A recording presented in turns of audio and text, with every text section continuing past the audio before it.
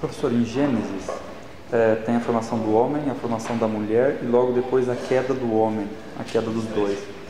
Temporalmente, isso foi assim, uma sequência de um dia uma coisa, outro dia outra? A sequência não é dia, a sequência ali é de eventos. Um evento veio depois do outro, mas quanto tempo se passou entre um evento e outro, não há relato. Por exemplo, então eu posso dar uma viajada e achar que criou o homem, criou a mulher, entre a criação da mulher e a queda tenham se passado 10 anos, 5 anos, 30 anos, 1000 anos. 1000 não. Não? Não, porque 7 vai nascer quando ela tem 130. E essa contagem da idade dele foi contada a partir da criação, não da queda. Verso do capítulo 5, verso 1 e 2. Se você olhar lá, essa genealogia dos descendentes de Adão, desde o dia em que Adão foi criado. Era Adão da idade de 130 anos, gerou um filho a sua mais semelhança e pôs o nome de Sete. Depois que gerou Sete, viveu Adão 800 anos, teve filhos e filhas e morreu. Foram todos os filhos de Adão, 930 anos e morreu. Quando você olha esse texto, Gênesis 5, verso 1 a 5, você tem um desenho da vida, do processo. Desde a criação, não da expulsão. Não, da criação. Por isso que o tempo que ele ficou no Éden não é um tempo tão longo assim. É curto. Ah tá, senão poderia dar uma brecha para o pessoal. Enquanto eles estavam no jardim, os dinossauros viviam lá fora e passaram alguns milhões ou bilhões de anos e justificaria o que parte da ciência diz. Não é o caso. Ah, tá. Até porque o que a ciência diz não está baseado em fatos científicos. O que a ciência diz está baseado em uma cronologia de ciência. Você não data os dinossauros por processos metodológicos científicos. Você data os dinossauros por um processo hipotético de cronologia, para que eles pudessem existir da forma que são, no processo evolutivo, precisaria de planejamento. Então não é que você foi fazer pesquisa científica para datar esse pessoal. Você fez uma cronologia e para a cronologia validar, você tem que esticar o prazo. E são teorias. Sim, puramente. Datação geológica, datação universal, datação de animais ou fósseis é um processo totalmente furado. Do ponto de vista desses milhões de anos pontuados lá, é um processo furado. Isso é uma cronologia hipotética matemática. Estatisticamente diz, para isso ser provável, precisa de X tempo. Assim, e não que eles tenham prova física, talvez Deus até pudesse confundir a ciência para os estudiosos acharem que estavam no caminho certo, talvez. Não. Se for olhar os dados, não é a questão. É a questão de você ter definições a priori da ciência, ou seja, fora dela. Quase um modelo de criação. Você formula uma hipótese, essa hipótese passa a ser a sua validação dos dados, e aí você vai estabelecer os dados a partir de uma hipótese, só que você não diz que é uma hipótese, você usa como se ela fosse uma referência final.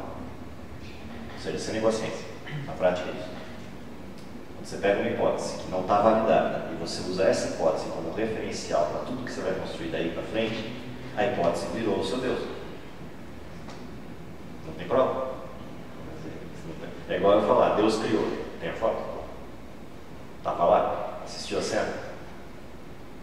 Mas se eu assumir isso como verdade, a Bíblia passa a ter sentido. Se eu disser, Deus não criou, todo o resto da Bíblia perdeu sentido. Então se eu chegar na evolução e falar, a hipótese primária está errada, todo o resto da teoria está errada. Então eu tenho que assumir uma hipótese válida no começo. A ciência faz isso, só não diz para todo mundo o que fez. Mas quando eles pegam um fóssil, eles não analisam o carbono, alguma coisa assim, para dizer os milhões de anos? É 50 mil anos. E aí? O limite teórico do carbono é 50 mil anos. Como é que eu vou fazer afirmações de 1 milhão? Eu não posso viajar tão para frente em cima dessa... Não tem como. O modelo de carbono é o modelo reducionista pelo modelo inverso. Quer dizer, você tem lá o tempo que a gente chama de meia-vida do carbono. Quanto de carbono 14, isótopo de carbono 14 você consegue acumular no organismo depois que ele morre? Quanto tempo leva para dissipar? Então, a cada 5 mil anos, número redondo, 5.223, a cada 5 mil anos ele cai pela razão da metade. Então, a primeira metade, se eu tivesse 10, é 5, a segunda metade é 2,5, a terceira metade é 1,25, a quarta metade é 0,75. E assim vai. Até onde você consegue dividir pela metade e ainda fazer conta? Até 50 mil. Ou seja, você consegue dividir 10 vezes. Depois de 10 vezes, o que sobra é desprezível, você não consegue fazer conta com ele, portanto não dá para datar. Então Então, se eu quisesse usar o carbono para datar alguma coisa, o limite extremo é 50 mil.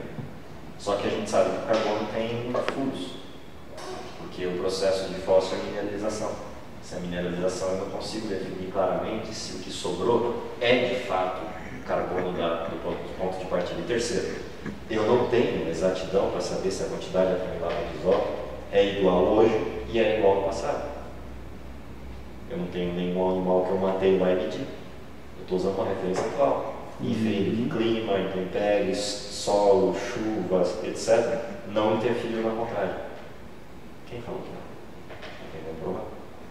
Você faz uma tabela hipotética, até classifica, valida a tabela, você faz mecanismos de controle, mas quando você está falando em datas curtas, joga isso para datas longas, a chance de sucesso correto é zero.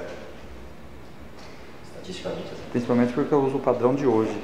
Nada garante que... O pessoal não usa mais datação radiométrica padrão para essas definições. O pessoal está usando relógios nucleares, outros modelos para tentar fazer essas datações. Mesmo assim, baseado em inferências hipotéticas de base. Se as referências estiverem erradas, os testes todos estão errados. Então é uma hipótese. É que você faz com tal precisão e rigor da aplicação do fenômeno que dá a impressão de que a tua hipótese primária é verdadeira. Porque você é rígido depois da hipótese. Você formula a hipótese, aí traz para a mesa da ciência, mas a hipótese foi feita fora da mesa. Aí tudo que você fizer aqui dentro da mesa é cientificamente válido. Mas a pergunta é, isso aqui que eu usei como referência para trazer para a mesa. Se eu mudasse essa referência e usasse os mesmos testes, eles me provariam a criação? Sim. Se eu mudar essa hipótese aqui e voltar para a prancheta vai me dar datas e fenômenos que inferem a criação. Bastando mudar a hipótese. Portanto, qualquer um dos dois testes seria válido. Se eu usar essa referência. E aí eu tenho, de fato, um grande problema com a questão da ciência indutiva. Ela, na verdade, esconde para baixo do tapete os fenômenos da criação. Só mostram os métodos de aplicação. E aí, com tanto acadêmico usando isso, se torna uma verdade. Isso chama tautologia. Você define a tese primária e eu escrevo sobre a sua tese secundária como sendo a minha tese primária. O outro, que é meu aluno, escreve sobre a tese dele baseando na minha, que baseei na sua, mas eu baseei na sua secundária, ele baseou na minha secundária ou na minha primária. Como eu já peguei a sua secundária, ele pode até pegar a minha primária e vai fazendo. Daqui 5 sujeitos fazendo a pesquisa, você acha um ponto de partida? Não, você já virou uma verdade. Academicamente aceita, totalmente validada nos métodos, nas aplicações, nos testes, nas contas, tá tudo certinho. Ninguém volta para questionar a hipótese. Ninguém volta para questionar se a hipótese do primeiro pesquisador estava certa. E aí quando você pede para levantar essa hipótese, o cara fica bravo. Não, eu estou falando isso aqui, não. Eu quero saber se da onde você partiu lá no começo estava certo, porque adianta olhar o fenômeno aqui. O fenômeno aqui me trai. E nem todo mundo tem coragem para fazer isso também, né? Oi? Dentro do mundo acadêmico, nem todo mundo tem peito para fazer isso também. Porque você não vai descobrir nada, provar nada diferente do que o cara está dizendo que é. Exatamente. Você só vai invalidar a hipótese dele. E criar a sua. O que a gente quer não é que ele pare de fazer o que está fazendo. É que ele assuma que ele está fazendo aquilo lá baseado numa hipótese e não numa verdade. E é isso que ele não quer assumir. Ele quer negar isso.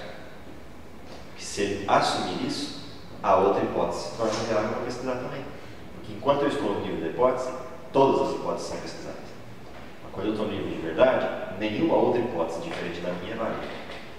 A academia quer isso. Quer exclusividade. A gente saiu do absolutismo cristão no período medieval e pegou o absolutismo científico no período pós-medieval. Pegou o pêndulo e virou para cá. Foi. O que a gente quer fazer com o meio. Quando você faz pesquisa, eu também faço. Mas não nega a minha hipótese. Vamos pesquisar as duas. E ver qual delas tem mais aderência com o mundo real. A ciência não quer isso. Arrogância. Literalmente.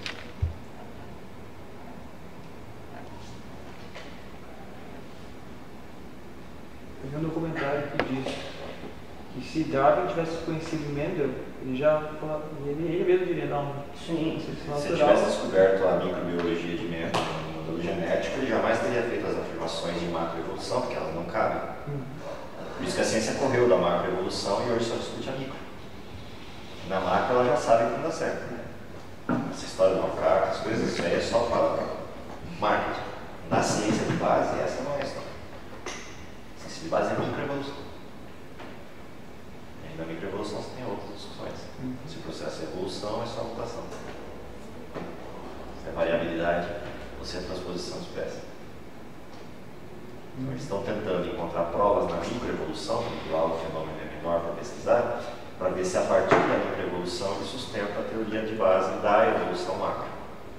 Só que essa eles não conseguiram provar ainda. Porque existem pequenas mutações, né? A mutação está presente, é uma característica genética. A pergunta é: mutação é evolução ou é só mutação? Torna outra espécie, né? Consegue uma espécie criar outra. Não é o caso. Pelo menos não nos